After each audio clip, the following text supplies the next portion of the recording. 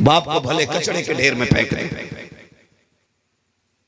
ऐसी औरत जो तुमसे तुम्हारे माँ बाप को दूर करे, उस औरत को छोड़ा जा सकता है, लेकिन माँ बाप को नहीं छोड़ा जा सकता है। इसलिए कि जैसे कायनात में खुदा सिर्फ एक है ना, उसी तरह पैदा करने वाला बाप भी सिर्फ एक होता है। जिस तरह कायनात में खुदा एक है, उसी तरह अपने जिस्म से जन्म देने वाली माँ भी एक होती है। याद रखिएगा, बीवियां 1000 मिल सकती है, माँ बाप दोबारा नहीं मिल सकते हैं। हाँ, मैं आपसे कहना यह चाहता हूं, किसी के कहने पे माँ बाप ना छोड़ना। बीवी को आए हुए कितने दिन हुए? जुम्मा 8 दिन। माँ बाप ने तुझे कितने सालों से पाला है, भूल गए? तुम्हें याद नहीं रहा तो याद दिला दूं।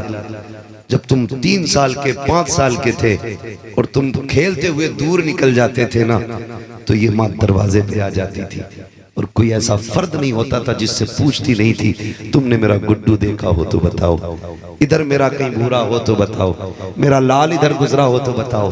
है कोई ऐसे शख्स जो गुजर गया और माँ ने पूछा ना हो?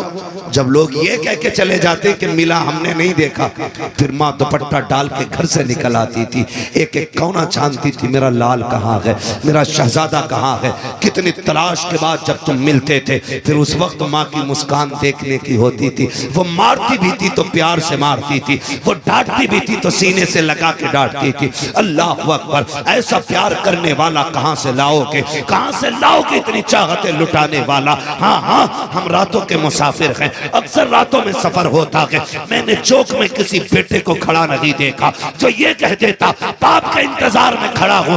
मैंने सैकड़े बापों को देखा है जो चौक में खड़े थे, हमने कब बैठो गाड़ी में, कहा नहीं हाफिज जी आप जाइए। मैंने कहा क्यों खड़े हो? कहा बेटा नहीं आया है इसलिए आके खड़ा हो गया हूं ताकि बेटा आ जाए। अल्लाह अकबर, तुम काम से लेट आते हो तो बाप बिस्तर छोड़ के निकल आता है और रात के 3 बजे आते हो, पहली दस्तक दरवाजे पे होती है, दोबारा आवाज देने की जरूरत नहीं पड़ती, अंदर से माँ की आवाज आ जाती है, ठहर जा बेटे भी दरवाजा खोलती हो। कौन है जो तुम्हारे लिए रात भर जागेगा? कौन है जो माँ बाप के सिवा तुम्हारी राहें तकेगा? हाँ हाँ, आज माँ से ऊंचे लहजे में बात करते हो, बाप को चेहरा बिगाड़ के दिखाते हो। ओ होश के नाखून लो, अगर तुम रात में आते हो, माँ कहती है जल्दी खाना खा ले, अब तक मैंने तेरे बगैर खाना नहीं खाया है, कहते तू खा लिया कर, मुझे मेरा इंतजार न किया कर, तुम्हें होश नहीं है। आज माँ के तो इंतजार हो रहा है, जब तक तू आ नहीं जाता है माँ खाना नहीं खाती है। जिस दिन ये इंतकाल कर जाएगी तेरी मर्जी है, तू 3 बजे आना, 2 बजे आना, 4 बजे आना, किसी को दस्तरखान पे तेरा इंतजार नहीं होगा, कोई तेरी राह नहीं देखेगा, यहाँ तक कि तेरी अपनी बीवी भी चादर ओढ़ के सो जाएगी, सोचेगी आएगा तो खुद खा लेगा। कोई बेवकूफ तो नहीं है, कोई नादान तो नहीं है, ये सोच करके बीवियां भी सो जाती हैं। खुदा की कसम, जो तेरे बगैर न खा सकती है न सो सकती है दुनिया के अंदर, उस जात को सिर्फ वाहिद माँ कहा जाता है, माँ कहा जाता है। आज उन्हीं को जलील कर देते हो, बात बात में ताने दे देते हो। खुदा की कसम, माँ जैसी दौलत नहीं मिलने वाली, बाप जैसी शफकतों का पहाड़ नहीं मिलने वाला। इन दोनों जातों का जवाब नहीं है, इन दोनों जातों का जवाब नहीं है। कभी तेज लहजे में इनसे बात न करना, कभी अकड़ के गुस्से में इनसे बात न करना, कभी इन्हें गलत जवाब न देना। इनके आगे ऐसे खड़े रहा करो जैसे खादिम अपने आका के आगे खड़ा रहता है। तुम तो औलाद हो ना, हम तो बेटे हैं ना। एक शख्स एक पौधा भी आंगन में लगाता है, उम्मीद होती है कि जब ये बड़ा होगा इसके साए में बैठेंगे, हवाएं मिलेंगी, साया मिलेगा। अगर एक शख्स दरख्त भी इस नियत से लगाता है कि हमें साया मिलेगा, तो बाप औलाद को कितनी उम्मीदों से पालता होगा, कितनी आरज़ुओं से पालता होगा, कितने ख्वाब सजाए होंगे उसने बेटे के साथ। वो ये कहता नहीं होगा ये जवान होगा तो मेरी बुढ़ापे की लाठी बनेगा, ये मेरी कमजोरी के दौर में मेरी मजबूती और पावर बनेगा। ये नहीं सोचा होगा बाप ने? हाँ, सोचता है हर बाप, लेकिन हमने नहीं सोचा कि इसने हमें अपने सहारे के लिए पाला है। लोग कहते हैं अब्बा लालच करता है तुमसे, तो क्या गलत करता अगर लालच भी करता है बाप? तो क्या गलत करता है वो अगर तुमसे कोई भलाई की उम्मीद भी रखता है? तो यार 4 दिन कुत्ते को रोटी खिला दो तो वो मालिक के सामने किसी को भौंकने नहीं देता। तुझे तो बचपन से उंगली पकड़ के चलना सिखाया है बाप ने। जब तेरे मुंह में दांत नहीं थे तो अपने मुंह से चबा के खिलाया है बाप ने। आज कहता है लालच हो गया है। हाँ, इनका हक बनता है ये तुझसे लालच करें, इनका हक है ये तेरे साथ अपने मतलब की बात करें, इसलिए कि जब तू कुछ नहीं था उस वक्त तेरे लिए ये सब कुछ था। आज अगर ये कुछ नहीं रहे हैं तो तुझे सब कुछ बनना पड़ेगा इनके लिए। बड़ी दौलत होते माँ बाप। अल्लाह से दुआएं मांगा करो, मालिक हमारे माँ बाप को सलामत रखना। आमीन कह दें। बुरी लग रही है ना बातें, क्योंकि अक्सर 90% मुआशरा हमारा इस बीमारी का मरीज है, इसी बीमारी में मुब्तला है 90% मुआशरा। हालात देखे, दुआएं मांगा करो अल्लाह से, किसी की मां ना जाए। तुम नहीं जानते हो माएँ चली जाती हैं तो जिंदगी कितनी अकेली होती है, कितनी तन्हा तन्हा हो जाती है जिंदगी, कितनी उदास हो जाती है जिंदगी। बेटा कह के दुनिया आवाज देगी लेकिन लहजे में माँ वाली शफकत नहीं दिखेगी। ये रहमतें तो खुदा ने सिर्फ माँ के लहजे में रखी हैं। और आज फिलिस्तीन के बच्चे, उससे पहले बर्मा की कहानी, उससे पहले कश्मीर की कहानी, ऐसी कितनी दास्तानें हैं जो हमें रिश्तों का एहसास दिलाती है, जो हमें रिश्तों का एहसास दिलाती है। एक बच्ची ने एक दिन फोन करके कहा था, कभी इस मौजू पे भी बात कर, लोग दूसरी शादी बड़ी जल्दी कर लेते। मैंने कहा फिर क्या परेशानी है, जब शरीयत ने हक दिया दूसरे निकाह का तो बेटी तुझे क्या एतराज है? उसने कहा बात ये नहीं, एतराज दूसरी और तीसरे निकाह से नहीं है। उसने कहा बात यह है मेरी माँ का इंतकाल हुआ, मेरी उम्र अभी 11 साल है, मेरे साथ एक 8 साल का मेरा भाई भी है। कहते माँ के इंतकाल के 6 महीने के बाद मेरे बाप ने दूसरा निकाह कर लिया। कहते वो उसी बीवी के साथ रहते हैं, हमें देखने तक नहीं आते हैं। अपने भाई को मैं कैसे पाल रही हूं अंदाजा कर सकते हो, मेरी उम्र खुद 11 साल है। कम से कम मर्दों को इतना तो समझा दो कि जानवरों को भी रिश्ते का ख्याल होता है, इन्हें इंसानों को रिश्ते का ख्याल क्यों नहीं है? ये कड़वी सच्चाई है हमारे मुआशरे की, कड़वी सच्चाई है। अगर निकाह करना चाहता है कर, तेरी मर्जी है, हक दिया शरीयत ने, लेकिन औलाद के साथ ना इंसाफी नहीं। अगर तुम बच्चों के साथ ना इंसाफी करोगे अल्लाह खाल उधेड़ देगा कब्र में डाल के, कोई बचाने वाला नसीब नहीं होगा, कोई नहीं आएगा बचाने के लिए। तेरी कब्र में तुझे जाना है, मेरी कब्र में मुझे जाना है।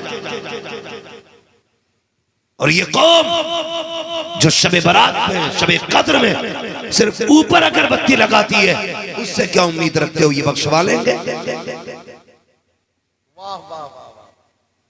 गलत नहीं कह रहा हूं, सिर्फ ऊपर अगरबत्ती लगाई, लाइट लगाई, निकल गए। 1000 बल्ब ऊपर लगा ले, उसका अंदर फायदा कुछ नहीं होना। अंदर फायदा कब होगा? भले ऊपर बल्ब लगा ना लगा, कब्र पे जा, कुरान की चंद आयतें पढ़, हाथ उठा के कब्र वाले को बख्श दे। ऊपर अंधेरा हो या ना हो, कब्र के अंदर खुदा की रहमतों से उजाला होना शुरू हो जाएगा। लेकिन हम तो यही सोचते हैं कि बस ऊपर अगरबत्ती लगा दो। किसके लिए भाई? अच्छी बात है, खुशबू है, मैं इनकार नहीं करता, इससे भी मसला नहीं है कि आप अगरबत्ती लगा रहे हैं, लेकिन कब्र के ऊपर ना लगाया करो, कब्र से हट के लगाया करो। ये भी एक मसला है। बीच कब्र पे यहां लगा के आते हैं अगरबत्ती। आग वाली चीजों को कब्र से दूर रखने का हुक्म है। इतनी मुट्ठी भर के बीच कब्र पे ठोक के आ रहे, अब्बा को मौज आ रही होगी अल्लाह। थोड़ा दिमाग लगाया करो, दिमाग। इंसान हो, 4 रोटी खा लेते हो, ऊपर की लाइट से अंदर का कोई फर्क नहीं पड़ता। फर्क तो तब पड़ता है जब तुम दुरूद पढ़ के कब्र वाले को बख्शो और मदीने वाला चेहरे से पर्दा हटा दे, खुदा की कसम पूरी कब्र के अंदर रोशनी फैल जाए। तो ये मत सोचना हमारा ही हक है औलाद पे, औलाद का भी आप पे कूटे जाओगे पकड़ के अब्बा लोगो जिस दिन फंस गए। इसलिए औलाद के साथ नाइंसाफी ना करना। औलाद से भी गुजारिश है, कभी बाप से ऊंचे लहजे में बात बोले नहीं करनी है इंशाअल्लाह। सारे बोले इंशाअल्लाह, और जोर से बोले इंशाअल्लाह। मैं समझूंगा अगर आज के बाद किसी माँ को इज्जत मिल गई ना तो ये जलसा कराना भी कामयाब हो जाएगा, जलसे में आना भी कामयाब हो जाएगा। ये असल बात होती है, ये असल होती है कि किसी ना किसी के दिल के अंदर तब्दीली आ जाए। मैंने कहा था बद्दुआ लहजों की मोहताज नहीं होती, अल्फाज की मोहताज नहीं होती, हाथ उठने की मोहताज नहीं होती। ख्याल करना किसी का दिल नहीं टूटना चाहिए। दिल कैसे टूट जाता है? सारे भाई बराबर तो नहीं होते ना, कोई अमीर होता है और कोई दोनों तरह के होते हैं ना। एक भाई ऐसा होता है जिसे अल्लाह ने दौलत से नवाज दिया, वो बड़ा हो गया। एक ऐसा होता है जो मजदूरी करते करते अभी कमजोर ही रह गए।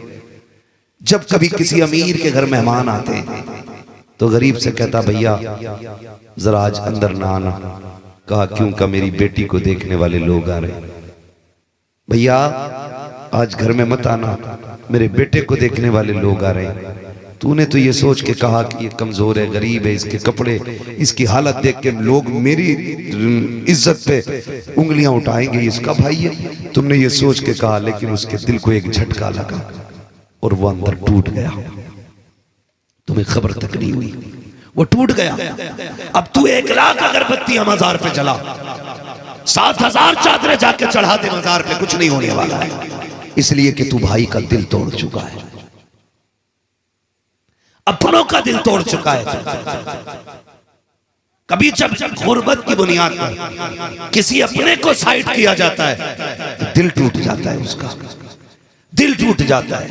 लोग कहते हैं पता नहीं क्या हो गया, बीमारियां आ गई हैं, मुसीबतें हैं, अल्लाह ने सब कुछ दिया है, दवा भी महंगी खा रहे हैं। नादान, ये बात दवा की नहीं है, हवा नहीं बदली है। अगर हवा की वजह से तू बीमार होता तो एक झोंका सिर्फ तुझे नहीं लगा है, कितने लोगों को लग के आया है। इससे इंफेक्शन फैलना होता, पूरी बस्ती में फैला होता। जितनों से हवा गुजर के आई है सारे बीमार हो गए होते, लेकिन ये तेरा बीमार होना हवा की वजह से नहीं है, मौसम की वजह से नहीं है। गौर करके तो देख, कहीं किसी की हाय तो नहीं लग गई है, किसी की आह तो नहीं निकल गई है, कहीं तेरे लहजों से कोई टूट तो नहीं गया है, तेरे रवैये से कोई जलील तो नहीं हो गया है। खुदा की कसम, तुझे बीमार इस हवा ने नहीं किया है, किसी की बद्दुआ ने कर दिया है। इसलिए दवा बदले न बदले, हवा बदले न बदले, लेकिन ख्याल रखना अपनों के सामने तेरे तेवर नहीं बदलने चाहिए, तेवर नहीं बदलने चाहिए। अपनों को जलील न करना, अपनों को जलील न करना। ये बड़े कीमती लोग होते, बड़े कीमती लोग होते। जब दवाएं काम ना करे तो फिर अपनों की दुआएं लिया करो। किसकी दुआएं बोल सकते हैं? अपनों की दुआएं लिया करें।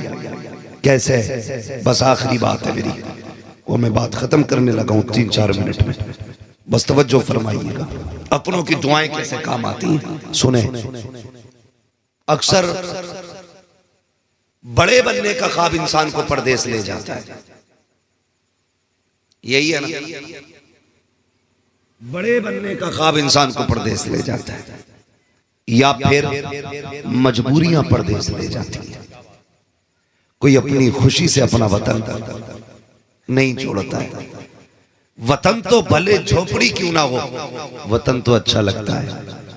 परदेश के महल भी अच्छे नहीं लगते, अपने वतन के छप्पर भी अच्छे होते हैं। सही है ना ये बात?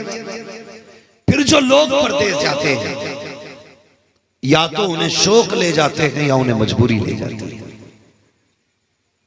दोनों बातों पे मैं गौर दिलाना चाहता हूं। नौजवानों, अगर ये शौक है ना कि मैं परदेश जाऊंगा, गाड़ियां बंगले मेरे होंगे, तो इस शौक को आग लगा देना। इसलिए कि जब तुम 10 साल के बाद पलट के आओगे ना, तो जो तुम्हारे बचपन के यार होंगे वो बूढ़े हो चुके होंगे, जो तुम्हारी गलियां कच्ची थी वो पक्की हो चुकी होंगी, जो दरख्त जवान थे वो बूढ़े हो गए होंगे, और कितने ऐसे रिश्तेदार होंगे जो कब्रिस्तान जा चुके होंगे। तुम्हारी दौलत ना पुरानी गलियां ला सकती है, न पुराने यार ला सकती है, न पुराना दौर ला सकती है, न गुजरे हुए माँ बाप के साथ के पल और लम्हे ला सकती है। ये गाड़ी, ये महल, ये शोहरत, ये पिछला वक्त नहीं देंगे, पिछला वक्त नहीं देंगे। खुदा तौफीक देना तो चटनी से खा लेना, अपनों के बीच में रह लेना। इसलिए कि अगर परदेश के दुख लगे हों तो मुर्गा ताकत नहीं देता, और अगर अपने वतन के सुख हों तो चटनी में अल्लाह बरकत अता फरमा दिया करता है। कभी मत जाना भूल करके भी परदेश, कभी मत जाना।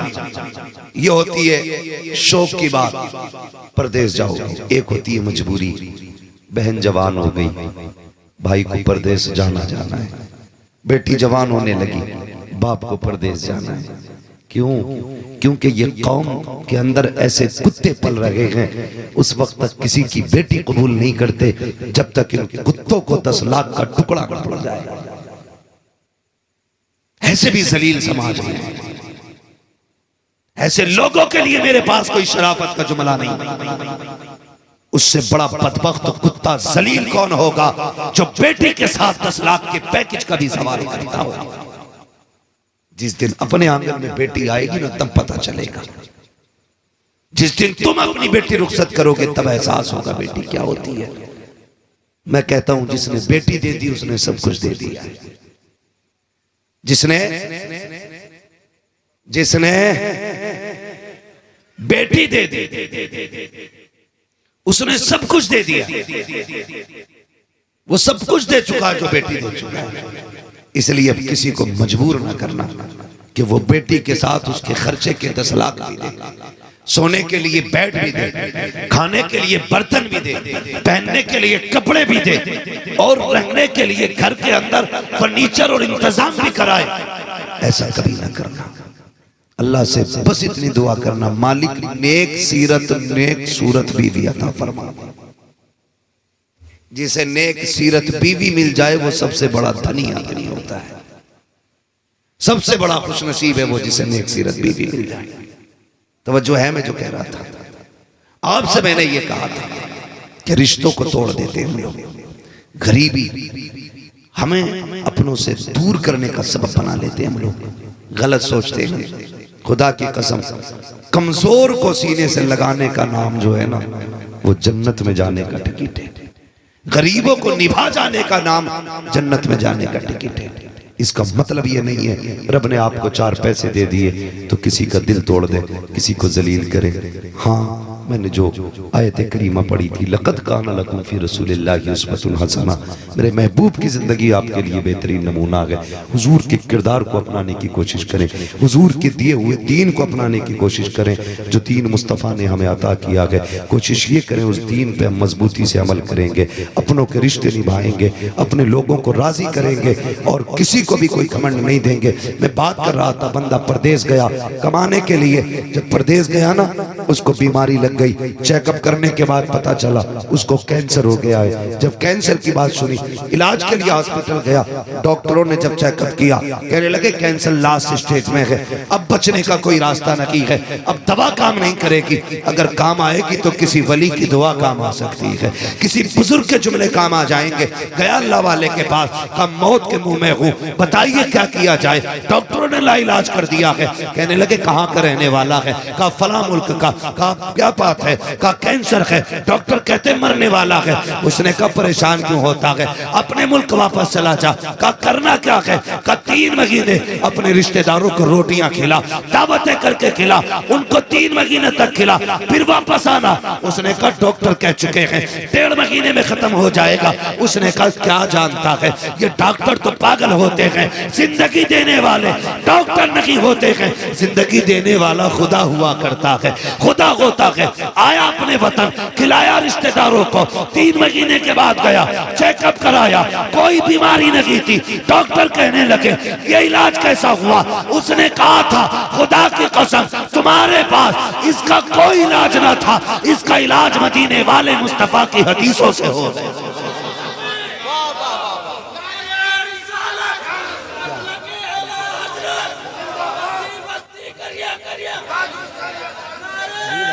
लोगों को मेरी मेहनत नहीं देख रहे हैं आप, मुझे खेत में ले जाके खड़ा कर। तवज्जो है आप लोगों की। मैंने पहले ही कहा था हम पलटते नहीं बेजान किताबों के वरक, हम वो पढ़ते हैं जो चेहरों पे लिखा होता है। अगर आप सोएंगे तो फिर तकरीर करना जरूरी नहीं है, जरूरी नहीं है। जितनी देर दिल से सुने उतनी देर बात होनी चाहिए। तैयार है सारे? आगे चले थोड़ा सा। ये पीछे मुड़ के देखो कमेटी वाले कितने मजे के साथ हाथ भी नहीं उठ रहे हैं। जरा कह दें या रसूल अल्लाह। जिनके हाथ नहीं उठे जरा पकड़ के ऊंचे कर लो वरना जेब कट जाएगी। मौका ढूंढते हैं कुछ लोग, ऐसे उठाए उसने फट से निकाला। अब जरा हाथ दाएं बाएं देख के उठाए, कह दें जरा या रसूल अल्लाह। माशाल्लाह देखो सारे लोगों के हाथ उठ गए, अल्लाह सलामत रखे। तवज्जो है सारे लोगों की। इसलिए अपनों से प्यार करो, अपनों से वफा करो। आज हमारे पास किसी का दर्द सुनने का वक्त नहीं है, सगे भाई की बात सुनने का हमारे पास वक्त नहीं है। वो कहता जरा बात करनी थी थोड़ी सी। कहता तुम तो ठाली रहते हो, मुझे पता है कितना बिजी हूं मैं, मुझे बैठने तक का वक्त नहीं है। और तुम्हारी राम कथा कौन सुने इतनी लंबी बैठ करके, तुम तो पका देते हो। ये कह के अपनों को ठुकरा देते हो। नहीं यार ऐसा ना किया करो। फरमाया गया, मेरे महबूब ने इरशाद फरमाया, जो किसी का टूटा दिल जोड़ देगा अल्लाह उसे बेहिसाब जन्नत अता फरमा देगा। जो टूटा दिल जोड़ दे अल्लाह उसे बेहिसाब जन्नत देगा। टूटे दिल जोड़ने में क्या, जिसकी कोई नहीं सुनता उसकी तुम सुन लिया करो। देखो जब कभी ना दर्द होता है ना अंदर और घुटन होती है हजरत, तो दिल चाहता हम किसी से अपना हाल दिल कहें। या तो सामने ऐसे लोग होते हैं कि जो मजाक उड़ाएंगे, या ऐसे लोग होते हैं जो दर्द नहीं समझेंगे, तो बंदा उनमें रह के भी उनसे नहीं कह पाता है। वो ऐसा शख्स ढूंढता है जो उसके दर्द को दर्द महसूस करे, जो उसकी तकलीफ को तकलीफ समझे। अगर कोई तुमसे कहे भैया जरा 2 मिनट सुन ले, तो फिर 2 नहीं 4 मिनट दिया करो। तुम नहीं जानते हो ये भी तो हो सकता है इसके 2 जुमले तुझे जन्नती बना के चले जाए। कभी कभी सदियों की इबादत अल्लाह मुंह पे मार देता है, और कभी कभी लम्हों के जुमले जन्नत में ले जाया करते हैं। लम्हों के जुमले। हम भाई से कहते हैं मेरे पास वक्त नहीं है, ठीक है जो भी कहना फला से कह देना, मैं उससे समझ लूंगा कैसे बात होनी है। नहीं, वक्त दिया करो, वक्त दिया करो।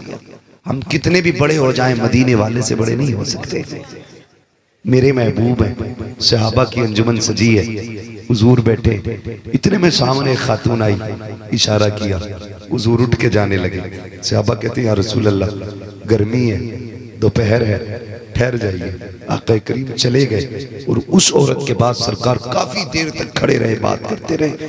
और जबकि अरब की गर्मी, कि जब अरब में गर्मी पड़ती है ना तो लोग दीवार का साया लेकर के चला करते हैं, वहां की धूप में चलने की ताकत नहीं होती लोगों की।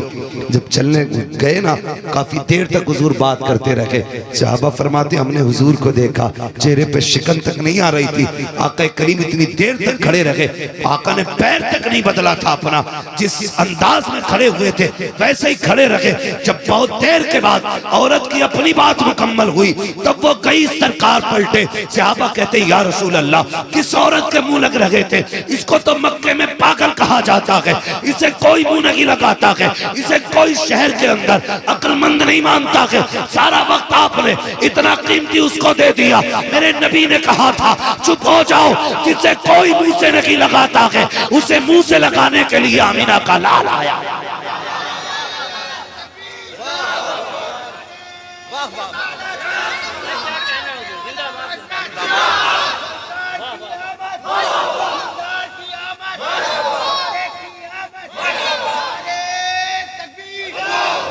मुंह लगा लिया करो यार, बातें कर लिया करो। जुमले बड़े सख्त रहते हैं, बड़े सख्त जुमले रहते हैं। रोजमर्रा की आप जिंदगी देखें, सारे लोग फैमिली से जुड़े लोग हैं, फैमिली से जुड़े लोग हैं। मियाँ बीवी के साथ कसर नहीं कर रहे हैं, बीवी मियाँ के साथ कोई कसर नहीं छोड़ रही। वो कह रही है कि जब से तेरे घर में आई हूं मुसीबत के सिवा कुछ नहीं देखा। और ये भी कह रहा तुझसे बेहतर था कोई कुत्ता ला के पाल लेता। मतलब कोई किसी के साथ रवादारी के साथ, एक इंसानियत के साथ जिंदगी गुजारने तैयार नहीं।